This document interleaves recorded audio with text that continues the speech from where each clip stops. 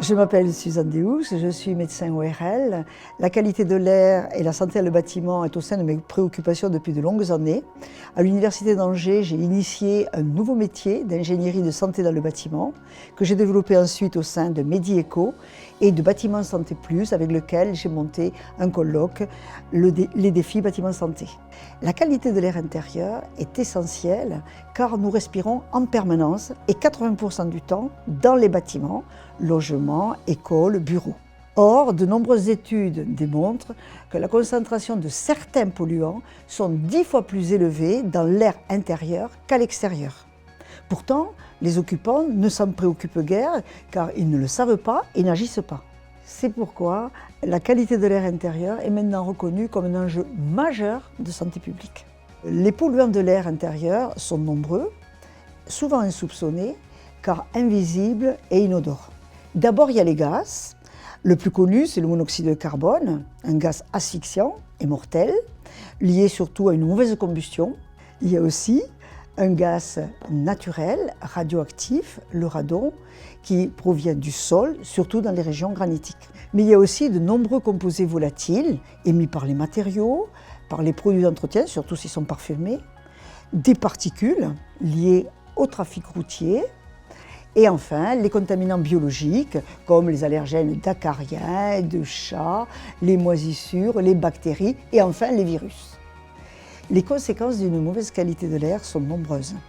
Elles peuvent aller simplement d'odeurs, agréables ou désagréables, mais aussi de maux de tête, vertiges, d'irritation, inflammation respiratoire, oculaire, cutanée, d'aggravation de l'allergie et de l'asthme, et enfin, des maladies plus graves comme le cancer. Face à la diversité des polluants, on ne peut pas tous les mesurer en permanence.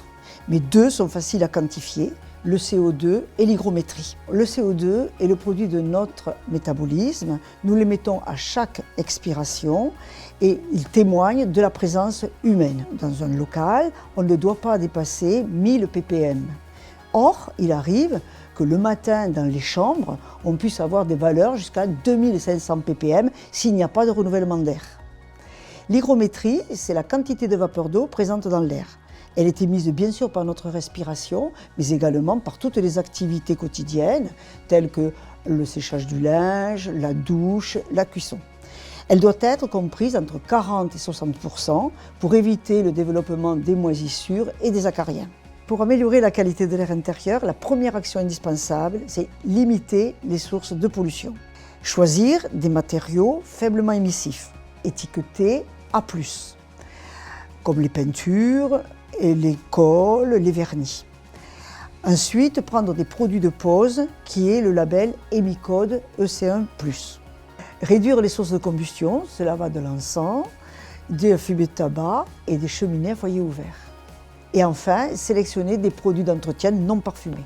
Alors, deuxième action aussi essentielle, renouveler l'air de logement. Rien de plus simple, le moyen efficace est d'ouvrir les fenêtres. 10 à 15 minutes 2 fois par jour, le matin au réveil, le soir avant de se coucher. Mais aussi lors de toute activité polluante, lorsqu'on fait la cuisine, le ménage ou qu'on est nombreux dans la même pièce. Cette aération permet de baisser rapidement le CO2, l'hygrométrie et tous les autres polluants. L'idéal serait de renouveler l'air au bon moment lors de nos activités quotidiennes, soit par une programmation, soit par une détection automatique de la dégradation de la qualité de l'air intérieur. Si l'implantation des ouvertures le permet, l'aération sera traversante et plus performante. Elle participera au rafraîchissement nocturne et au confort d'été. En conclusion, une aération efficace et programmée du logement contribue au bien-être et à la santé des occupants.